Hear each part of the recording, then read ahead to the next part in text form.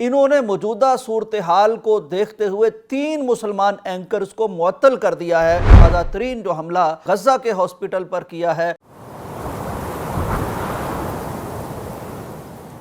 السلام علیکم ناظرین اکرام، دنیا میں شور مچایا جاتا ہے کہ مغرب قانون کی بہت پاسداری کرتا ہے، مغرب امن کا بہت خواہاں ہے اور مغرب میں خاص طور پر آزادی اظہار کو بہت اہمیت دی جاتی ہے۔ یہاں تک کہ ہمیں یہ بھی کہا جاتا ہے کہ مسلمانوں کے شعار کی نعوذ باللہ اگر تضحیک کی جاتی ہے، تمسخر اڑایا جاتا ہے، تو چونکہ مغرب کا یہ قاعدہ ہے کہ وہ آزادی اظہار کو پسند کرتا ہے، چنانچہ یہ ہمیں گوارا اور برداشت کرنا چاہیے۔ یہ بھاشن ہمیں دیے جاتے ہیں اور یہ سبق ہمیں دیا جاتا ہے، لیکن جو ہی مغرب پر زد پڑتی ہے تو اس کی اصلیت کس طرح کھل کر سامنے آتی ہے، اس کا مظاہرہ اب سامنے آنے لگا ہے جب سے یہ جارحیت کا مسئلہ بنا ہے، مشرق وسطیٰ کی ایک جنگ کی کیفیت کا معاملہ بنا ہے۔ جنگ بھی اس کو کیا کہنا چاہیے، ایک ٹرینڈ اور ہر طرح کے اسلحہ سے لیس ایک ایسی فوج، تقریباً 11 لاکھ فوج ہے جس کے پیچھے پوری دنیا اپنی ٹیکنالوجی کے ساتھ، اپنی تقویت کے ساتھ، اپنی امداد اور تائید کے ساتھ کھڑی ہے۔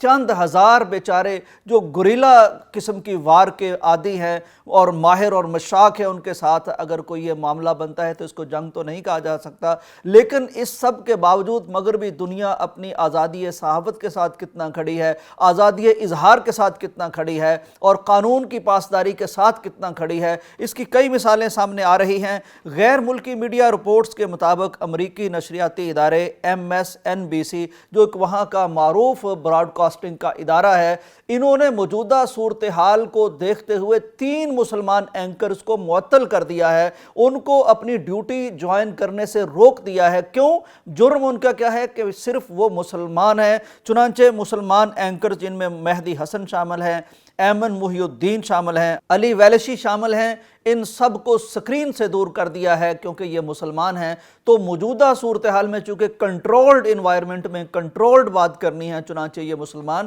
کوئی حق کی بات نہ کر دیں، اس لیے ان کو سکرین سے آفر کر دیا گیا ہے۔ یہ کہاں کی بات ہے؟ یہ امریکہ کی بات ہے، امریکی ادارے کی بات ہے، اور اس کے ساتھ ساتھ اسرائیل کے اندر الجزیرہ ٹی وی کو بھی بین کرنے کی بات کی جا رہی ہے۔ یہ آزادی صحافت کی بات ہے۔ اس کے ساتھ ساتھ اس کو بھی ایڈ کیجئے کہ ایک فنکارہ ہے جنہوں نے موجودہ صورتحال میں فیس بک پر اپنے سٹیٹس پر لا غالب الا اللہ کا کلمہ لگایا تھا، جس کا مطلب یہ بنتا ہے کہ اللہ کے سوا کوئی غالب نہیں ہے۔ اب یہ ایک مسلمانوں کا ایمان ہے، ان کا ایقان ہے کہ اللہ کے سوا کوئی غالب نہیں آ سکتا۔ اسرائیل کو یہ بات بھی ناپسند آئی، چنانچہ ان کو بھی گرفتار کر لیا گیا ہے، اور گرفتار کرنے کے بعد عدالت نے ان کو مزید تفتیش کے لیے ان کی گرفتاری کا دورانیہ بھی بڑھا دیا ہے۔ اس کے ساتھ ساتھ ناظرین، عالمی ادارہ صحت کی بات آپ کو بتا دوں کہ اسرائیل نے تازہ ترین جو حملہ ایک ہاسپٹل پر کیا ہے، غزہ کے ہاسپٹل پر کیا ہے، الاہلی جس کا نام ہے، وہاں بتایا یہ جاتا ہے کہ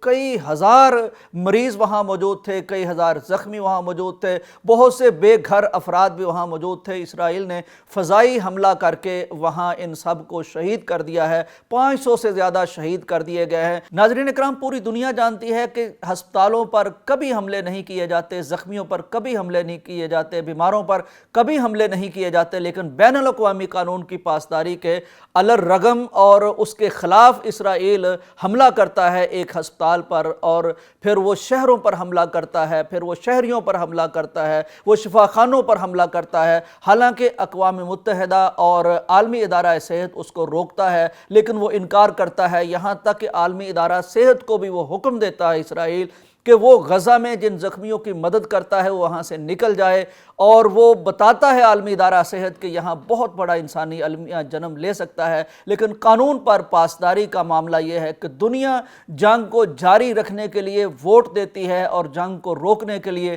سیز فائر کرنے کے لیے ویٹو کر دیتی ہے، یعنی لا قانونیت کا ساتھ دیتی ہے۔ پھر دوسری چیز دیکھ لیجئے کہ وہ سارا کچھ جو نہتے لوگ تھے، نہتے شہری تھے، پہلے ہی انہیں محصور کر دیا گیا تھا۔ دنیا کی سب سے بڑی جیل غزہ کو کہا جاتا ہے، جہاں اسرائیل کی اجازت کے بغیر کوئی بریڈ اینڈ بٹر بھی نہیں جا سکتا۔ اب وہاں جتنی بمباری فضائی کی گئی ہے اس کے بعد دنیا باہر کھڑی ہے، اقوام متحدہ کھڑا ہے، عالم اسلام کے لوگ کھڑے ہیں کہ ہمیں اندر جانے کی اجازت دے دی جائے، ہمیں وہ آلات لے جانے کی اجازت دے دی جائے کہ جو لوگ ملبوں تلے دب گئے ہیں تاکہ ملبہ اٹھایا جا سکے۔ نہ وہاں ملبہ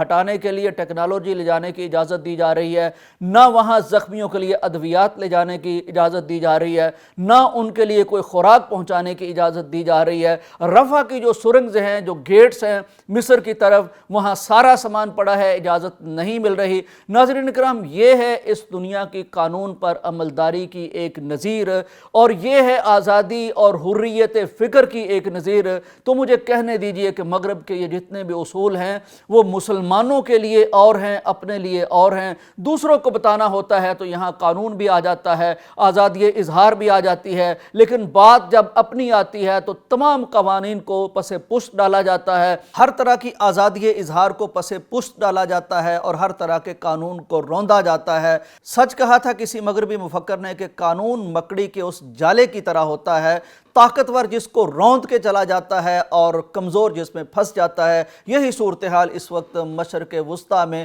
ہمارے فلسطینی بھائیوں کے ساتھ ہے۔ ہم دعا کرتے ہیں کہ اللہ تبارک و تعالی ہمیں ان کی سچی امداد کرنے کی توفیق عطا فرمائے، یعنی ہمارے ممالک، ہماری فوجیں، ہمارا اسلحہ اور ہماری طاقت اپنے ان بھائیوں کے لیے حرکت میں آئے، اور اللہ تبارک و تعالی غیب سے ان کی مدد فرمائے۔ ان سے بڑا مظلوم دنیا میں مسلمان اس وقت کوئی نہیں، اللہ تعالیٰ ان کی مدد فرمائے۔ اجازت دیجیے، اللہ حافظ۔